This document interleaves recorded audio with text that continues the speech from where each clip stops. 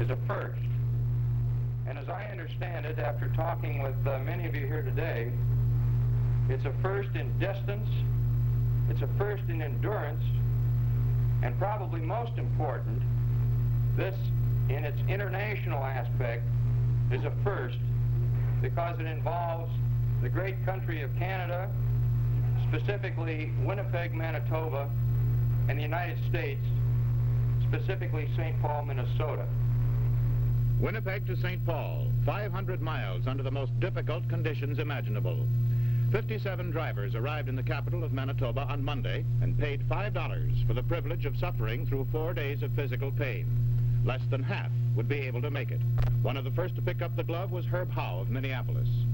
Although some of the drivers were professionals, the rest came from fields which had no connection with snow or racing. 2 professional wrestlers, Larry Henning and Harley Race, joined this unusual assortment. One would finish. There was one woman, a housewife and mother of 3, Mrs. Alona Cameron and her husband. The next morning, as the machines were moved into place for the start of the race, the snow snapped underfoot like so many dead leaves. The timer, Joe Jelinek, sent the racers off in waves of 3, staggered 1 minute apart. The positions were decided from the draw from a hat.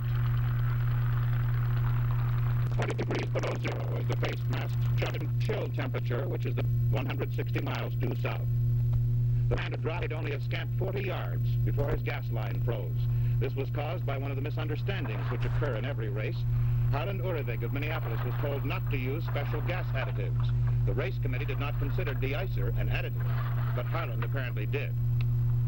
A special lift truck which followed behind to take in the disabled vehicles hoisted the first of many snowmobiles onto its bed. The disappointed driver looked on. Less than a mile down the road, Larry Pretty Boy Henning was also off to a bad start. His carburetor had frozen, and it looked like the Minneapolis wrestler had lost the match to the weather, but as it turned out, this was just the first fall. The odyssey of Larry Henning would follow a long, obstacle-filled trail before finally ending on Rice Street in St. Paul. The shadow of this vulture truck would be on Henning for the rest of the day. It caught his partner, Harley Race, just 11 miles from Winnipeg, and a dozen others fell out on that first 160 miles. Among them, the KSTP entrant, a Muscat, which unfortunately fell to mechanical difficulty. The race for the rest started out as everyone had expected, the snowmobiles plowing through the ditches along the side of the road, the drivers getting up on the road shoulder only when some obstacle blocked their way. And then someone, no one knows who, found that the shoulder was much faster, and before long everyone was flying along right next to the pavement. Canadian Mounties stood guard at the roads and bridges to protect the men, but there was no one who could turn the wind or warm the leaden sky. The cold cut like a knife. The tortuous wind sliced through parkas and gloves and boots, and it brought a pain never before felt. After an hour in this frigid hell, some had been pushed to the end of their endurance. Shaking hands ripped to free the skin from the frozen mask and hood. Eyelids had been nearly shut tight by the clinging ice. The U.S.-Canadian border served as another spot to slow the speeding snowmobiles. Each machine made a token stop and turned in a customs pass to satisfy Canadian law. And then a few hundred yards up the road, they made another stop to assure the American authorities that they were just racing and not smuggling in Crown Royal. From the border to Halleck, Minnesota, they ran wide open. And at Halleck, they stopped for gas. The snowmobiles carry a 4-gallon tank, not enough to cover the 160 miles. In fact, many of them ran dry before Halleck. The people who had donated the gas, the Skelly Company, had been told that each machine could get at least 25 miles to the gallon. At full throttle, 15 miles per gallon would have been a better estimate. These problems were all ironed out by the start of the second leg. While the gas was being dumped into the tanks, more than a few were using the same time to make adjustments or even to change spark plugs. While nearly half the drivers were still 50 miles from Crookston, 2 brothers were scampering over the finish line in unbelievable time, 4 hours and 28 minutes, 2 hours under the predictions made in Winnipeg. The speed with which these 2 maintained their pace caught the officials by such surprise that the sign to designate the end of that leg had not even been put up yet. Jerry Brown, the race chairman, had barely beat the snowmobiles to the finish line. Since this was a race against the clock, the first man across the line was not necessarily the winner. Clayton Brandt of Roseau, driver for the Polaris Company, posted the best time, His brother Edson, although first across, was 10 minutes behind him. Herb Howe finished in good time too, but it was the Brandt boys who captured the spotlight. If they could hold their machines together, they would surely finish 1 and 2. What about this brother race that you're having now? Your brother's in second place. What is this becoming, kind of a family competition? Well, we kind of started this before we left, and I told him he was going to drive awfully hard to beat me, and I think he's going to do it from here on in. This machine he's got has always been a trifle bit faster than the one I've got, and I think he's really going to prove it from here on, because he's not going to give up for nothing. He rolled over and smashed his windshield and lost his cushions, and he wouldn't even sit still long enough to put a cushion back on. He drove that thing 20 miles sitting on the bare steel. I come into, I think it's Argyle or one of these towns, and my throttle stuck, and I couldn't get the thing stopped, and I cut across the yard and into through a jungle gym and hit a chicken coop, and before I managed to corral the thing and get it stopped. You got a little frostbite on your cheeks, it looks like. Right. After I hit that chicken coop, I lost my windshield, so I come about the last 65 miles without a windshield, and at about 40 below, I imagine at about 30 miles an hour, you can realize how cold it is. What about the weather? How much did that affect you yesterday? It started out being a little tough. My eyes kept freezing shut because I wear contact lenses, and as they watered, they'd freeze shut and I couldn't see. So I stopped quite a few times. I tried goggles and they'd steam up, and finally I guess I got used to it. And then the next thing was fingers and toes after that. Other than that, the rest of me was warm. Are you going to finish this race? All I can do is try. How's your machine running? Beautifully. There's nothing wrong with the machine except it had a little trouble with the cold, too. I'd seen up. My throttle was stuck wide open, and I had no brakes. The only thing I could do when I saw something ahead is shut off my motor and start all over again. 43 snowmobiles were able to come to the starting line in Crookston the next morning. The weather had warmed up slightly to a mere 10 below. Today's goal, Fergus Falls, 110 miles to the south. And before the day would end, another dozen drivers would be out of the race. This was to be the most difficult leg of the Winter Carnival 500. The distance was 50 miles less than the first leg, the mercury not as low, but the private furies which plague snowmobile racers had divined a west wind to pick up the powder snow and carry it right into their faces. The course itself contained more curves, which made the driving tougher and which threatened to cut the speed to a fraction of that attained on the first day. The blowing snow cut the visibility to less than 100 feet in many places. But the leaders, Edson and Clayton Brandt, after starting deep in the pack, moved quickly out in front. Edson, wearing number 30, again took first position. He was 15 minutes behind his brother, according to the clock. The other drivers, far to the rear, were having serious problems. Many were hitting mailboxes, rolling over in the ditches, and burning off skis from running on the hard road shoulder. Edson had found a groove just where the shoulder turned into the ditch. He was averaging 39 miles an hour and hitting top speeds of 50 and more. A couple of 100 yards behind, Clayton had found the same groove and was moving well and holding his lead. The brothers ran almost wide open for nearly 100 miles. Then the skis began to wear on Clayton's vehicle. 10 miles from Fergus Falls, with the ski worn all the way through, the snowmobile flipped and came down in the ditch with Clayton under it.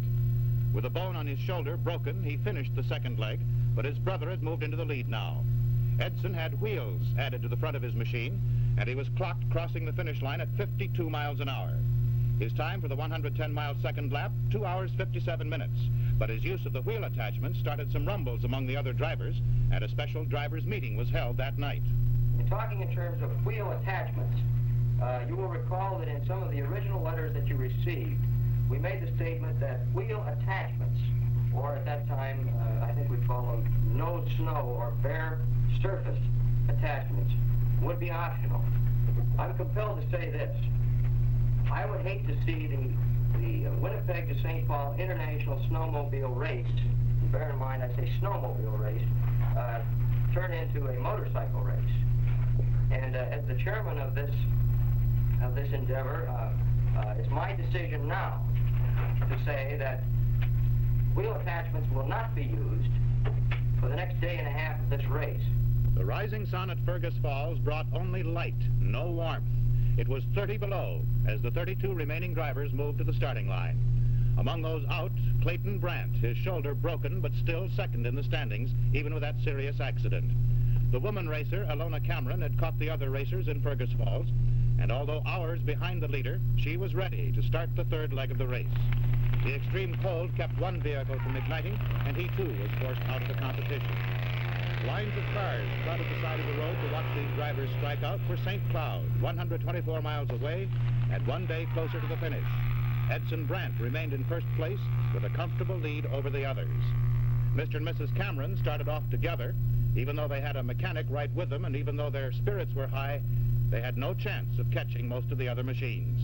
The moment the first snowmobile moved out of the ditch and onto the road, this became a race of horsepower. Mrs. Cameron's snowmobile had only a 10-horse engine. Nearly everyone else was driving 14s. Even if she had the skill necessary to keep up with the leaders, her vehicle did not have the capability. For her, this became a personal challenge. She would not abuse her snowmobile, and with a little luck, she would finish the race, a feat more than half the drivers would not accomplish. Her husband had sacrificed any chance he had to win so that he could ride the 500 miles beside his wife. The first 2 days had burned up 100 pairs of skis, and many of the drivers had now returned to the ditches in order to save the runners, but they did so at a sacrifice. The other machines whizzed by on the shoulders.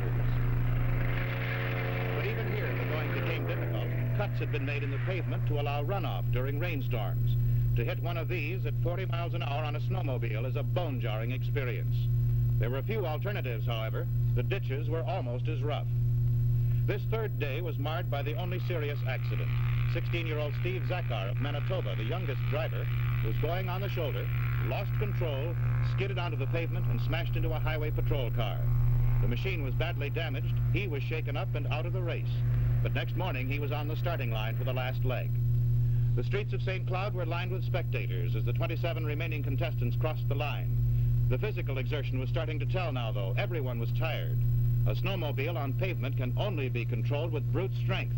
Only determination could force the tired muscles and the aching backs to the effort needed, and then the reaction was slow. Larry Henning had only one good day. He finished 5th at St. Cloud. Tomorrow he would be plagued with mechanical troubles and would be the last to cross the finish line, but cross he would. After the third day, Edson Brandt was more than an hour ahead of second place. His lead seemed insurmountable. Many of the machines were in bad repair. Herb Howe had almost not finished. A piston had frozen up, and he took half the night to get it fixed. He thought he would be able to start, but it was doubtful whether he'd be able to keep his snowmobile running for the 74 miles to St. Paul. Many others were working late that night. Jerry Cameron didn't want to drop out at this late stage. He tuned and checked both his vehicle and his wife's. Carla Oggs, the queen of the snow, dropped the flag to start the last leg of the race. 27 were still in contention, but it looked as though Edson Brandt would be able to hold his hour and 3-minute lead over Herb Howe. They started together, and Howe jumped into the lead. Brandt seemed content to hold a steady pace at around 45 miles an hour. He went well for the first few miles, passing most of the early starters. And then he began having trouble. The metal cleat on the belt which drives the machine began tearing loose, and his speed began to fall off. Ahead, Herb Howe knew nothing of this. The only thought in his mind was the hour and 3 minutes he had to make up. Finishing was not enough. He wanted to win. He pulled the throttle as far as it would go, ducked under the windshield, and began to eat up the miles. He went by the other drivers like they were standing still. To everyone connected with the race, Edson Brandt seemed a sure winner. Even with a breakdown, his lead was too great. Most of the other drivers had given away any hope of first place. Their only victory would be finishing. The exception was Howe, but even to him, the task must have looked impossible. Still, he guided his machine around the earlier starters, counting to himself as he went. There couldn't be more than a couple in front of him now. No one remembers second place, he said. He hadn't come all this way to be forgotten.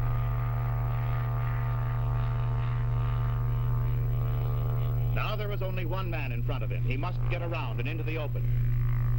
And now he had passed them all. With a little luck, he would be first to cross the finish line. And if he could just push a little harder, he might eat into that hour and 3 minutes. Anoka had been set aside for the gas stop. He had to stop for gas, but it took time. Even the 30 seconds he wasted there was much too long. He yelled at the crew to hurry. A twist of the cap, and number 50 was ready to start again. In his desire, he made mistakes. Too wide on a turn, into the street, and time to get back on the shoulder again.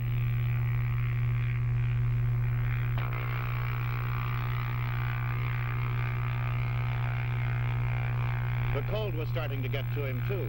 Earlier, he had been frostbitten in the fingers of the left hand. Now it was starting to bother him again, but there was nothing to be done. He was more than halfway to the finish line now. Brandt had been forced to stop, but Howe had no way of knowing this. He couldn't let up now.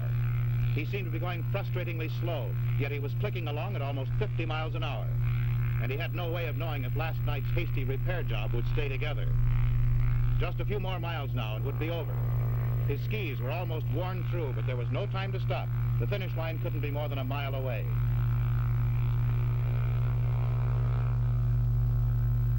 And there it was, Rice Street and the Ramsey County Sheriff's Station.